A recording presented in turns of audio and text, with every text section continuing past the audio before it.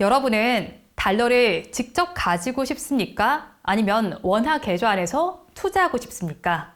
진정한 부의 창출은 절세 기술에서만 나오는 것이 아닙니다. 요즘 금융권에서 가장 뜨거운 키워드, 바로 ISA 개인 종합자산 관리 계좌입니다.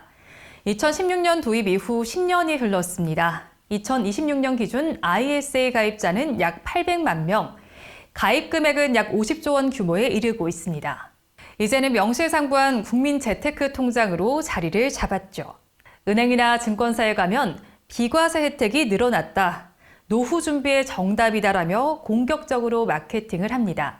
하지만 여러분, 금융시장에서 모두가 예스라고 할 때는 항상 그 이면을 냉정하게 들여다봐야 합니다.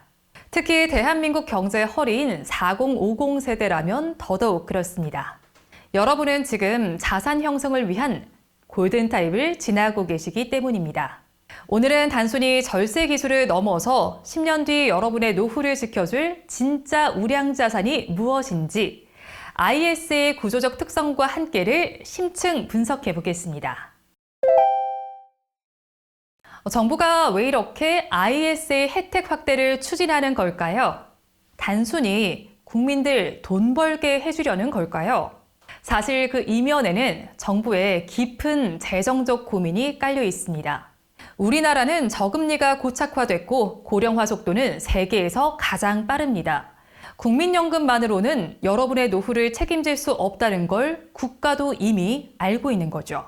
정부는 국민의 장기 자산 형성과 연금 계좌 유입을 유도하는 방향으로 제도를 설계해 왔습니다. 특히 만기 자금을 연금 저축이나 IRP로 넘기면 이전 금액의 10%가 추가 세액공제 대상 금액으로 인정됩니다. 실제 환급액은 본인의 세율에 따라 달라지며 세율 13.2%라면 약 39만 6천 원, 16.5%라면 약 49만 5천 원입니다. 여러분의 자산이 연금이라는 틀 안에서 장기간 운용되도록 설계한 장치로 볼 수 있습니다. 이 부분은 공식 발표문을 그대로 인용한 것이 아니라 제도 설계 방향에 대한 해석임을 말씀드립니다. ISA 절세 혜택이 강력하다는 건 부정할 수 없는 팩트입니다. 현행 기준을 수치로 정확히 짚어드리겠습니다. 가장 큰 매력은 손익통산입니다. 일반 계좌도 해외 주식 양도 차익끼리는 통산이 됩니다. 하지만 소득 유형이 다르면 통산되지 않습니다. 예금 이자와 ETF 손실, 배당 소득과 매매 손실은 서로 상계되지 않습니다. ISA 안에서는 이 모든 유형을 하나로 묶어 정산합니다. 예를 들어 과세 대상 ETF에서 500만 원 이익을 보고 다른 상품에서 300만 원 손실이 났다면 ISA 안에서는 순이익 200만 원에 대해서만 세금을 따집니다. 분명 매력적입니다. 하지만 이 혜택들이 여러분의 국내 상장 상품이라는 울타리 안에 가두고 있다는 사실도 함께 살펴봐야 합니다. 첫 번째 아쉬운 지점입니다. ISA는 투자 대상을 국내 상장 자산으로 제한합니다. 이게 4050 세대에게 왜 중요한 고려사항일까요? 첫째, ISA는 미국 증시에 상장된 ETF를 직접 매수할 수 없고 국내 증시에 상장된 미국 ETF를 통해 투자하는 구조입니다. 달러 예수금 직접 보유도 불가합니다.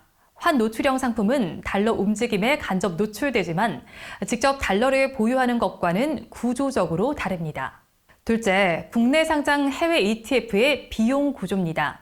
최근 타이거, 코덱스 등 주요 S&P 500 ETF의 총 보수는 0.007에서 0.01%대로 낮아져 미국 현지 ETF와 격차가 크게 줄었습니다.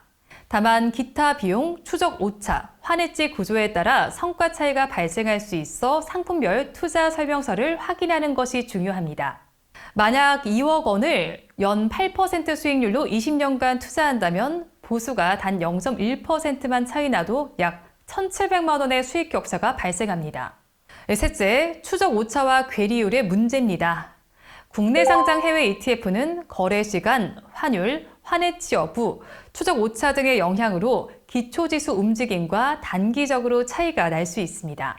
노후 준비에 필요한 건 이런 불확실성보다 수십 년간 신뢰가 검증된 오리지널 지수 상품 아닐까요? 하지만 ISA의 가장 아쉬운 단점은 따로 있습니다. 바로 해외 개별 주식을 직접 살 수 없다는 점입니다. 애플, 마이크로소프트, 엔비디아, 테슬라. 전 세계 혁신을 이끄는 기업들의 주주가 될 수 없다는 것, 그 자체가 이미 큰 손실입니다. 미국 초대형 기술주 몇몇은 한국 증시 전체와 맞먹을 만큼 거대합니다. 글로벌 자본과 이익 성장이 미국 시장에 집중돼 있다는 사실은 분명합니다. 결국 투자의 본질은 내가 고른 종목이 글로벌 시장을 선도하는 우량주인가 하는 체급의 차이 아닐까요? 많은 분이 ISA에 가입하는 이유 중 하나가 배당 소득세를 절세하기 위해서죠. 하지만 미국 주식 직접 투자의 연간 250만 원 기본 공제 구조를 정밀하게 따져보신 분은 드뭅니다. 미국 주식 직접 투자의 경우 매매 차익은 연간 250만 원까지 기본 공제를 받을 수 있습니다.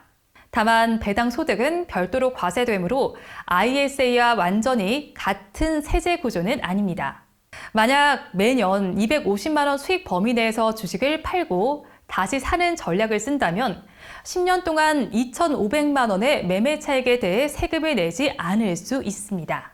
이제 수치로 직접 비교해 보겠습니다. 매달 50만 원을 15년간 연 10% 수익률로 투자했을 때를 가정해 볼까요? 절세 측면에서만 보면 ISA가 미국 직투보다 무려 1,404만 원이나 유리합니다. 단 미국 직투에서 매년 250만 원씩 15년간 수익을 나눠 실현하는 전략을 쓰면 공제액 약 3,750만 원이 적용돼 세금 격차는 약 634만 원으로 크게 줄어듭니다.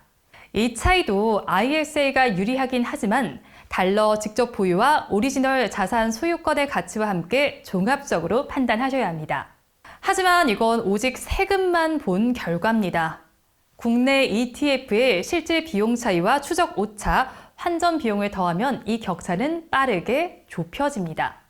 그리고 무엇보다 ISA가 절세 측면에서 유리하다 해도 그 대가로 달러라는 통화와 글로벌 우량주 소유권을 포기하는 게 현명한 선택일지는 여러분이 직접 판단하셔야 합니다. 위기 상황에서 달러 자산이 주는 안정감의 가치를 다시 생각해 볼 필요가 있습니다. 마지막으로 가장 중요한 유동성 문제입니다. 4050 세대는 자녀 결혼, 부모님 의료비 등 언제 급전이 필요할지 모르는 시기입니다. ISA는 원금을 중도 인출할 수 있다고 홍보하지만 여기엔 중요한 조건이 있습니다. 인출한 만큼 해당 연도에 납입 가능액이 복원되지 않아 ISA라는 절세 계좌의 운용 공간이 줄어듭니다. 만약 5년간 총 1억 원 한도를 다 채운 분이 5천만 원을 인출했다면 그 돈 5천만 원은 다시 IS에 담을 수 없습니다. 반면 일반 계좌나 해외 직투 계좌는 필요할 때 빼서 쓰고 다시 채우는데 아무런 제약이 없습니다. 정부는 ISA 만기 자금을 연금저축이나 IRP로 옮기라고 적극 권합니다. 옮긴 금액의 10%, 최대 300만 원까지 세액 공제를 해주겠다면서 말이죠. 하지만 50대 후반에서 60대에 접어드는 분들에게 실질적 소득 활동이 줄어드는 시기의 세액 공제는 효과가 제한적일 수 있습니다. 또한 연금 계좌에 들어간 자금은 유동성이 크게 제한됩니다. 4050 세대에게 가장 중요한 건 장부상의 숫자가 아니라 위기 상황에서 즉시 현금화할 수 있는 자유로운 현금 흐름 아닐까요? 금융권에서는 절세 혜택을 확정하고 재가입하는 이른바 ISA 풍차 돌리기를 절세 전략으로 소개합니다. 한 가지 먼저 짚겠습니다. ISA는 3년마다 반드시 해지해야 하는 구조가 아닙니다. 만기를 더 길게 설정하거나 연장도 가능합니다. 다만 절세 혜택을 확정하고 새 계좌를 만들기 위해 해지, 재가입 전략을 선택하는 분들이 계십니다. 이 전략을 선택할 경우 기존 계좌를 해지, 정산해야 합니다. 이때 보유 종목의 현금화가 필요하고 그 시점이 시장의 저점이라면 절세로 아낀 것보다 강제 현금화로 인한 손실이 더 클 수 있습니다. 계좌 이전은 보통 현금 이전 방식이라 보유 종목을 매도한 후 이전되는 경우가 많습니다. 따라서 재가입을 통해 절세 혜택을 확정하려는 경우는 단순 계좌 이전이든 시장 상황에 따른 매도 타이밍 리스크는 피하기 어렵습니다. 정리하겠습니다. ISA는 분명 정부가 국민들의 노후 대비를 돕기 위해 마련한 실효성 있는 절세 수단입니다. 다만 이 제도를 활용하기에 앞서 간접 투자 구조와 자산 유동성의 제한이라는 구조적 특징을 꼭 점검하셔야 합니다. 여러분은 달러를 직접 가지고 싶습니까? 아니면 원화 계좌 안에서 투자하고 싶습니까? 진정한 부의 창출은 절세 기술에서만 나오는 것이 아닙니다. 종목의 우량함과 화폐의 강력함에서 나옵니다. 글로벌 우량 주식을 직접 소유하며 얻는 성장의 기쁨, 환율 급등기에 달러 자산이 주는 안도감은 ISA의 현행 비과세 한도와는 다른 차원의 가치를 지닙니다. 달러 자산과 글로벌 우량 자산에 직접 투자할 수 있는 기회를 저버리지 않으셨으면 좋겠습니다. 따라서 ISA는 예적금, 국내 채권, 국내 상장 ETF, 일반 계좌는 달러, 빅테크, S&P 500으로 역할 분담해보는 전략도 고려해 볼 만합니다. 이상 오늘을 정리합니다. 진행의 아나운서 백선혜였습니다. 여러분의 현명한 노후 설계를 응원합니다. 시청해주신 여러분 고맙습니다.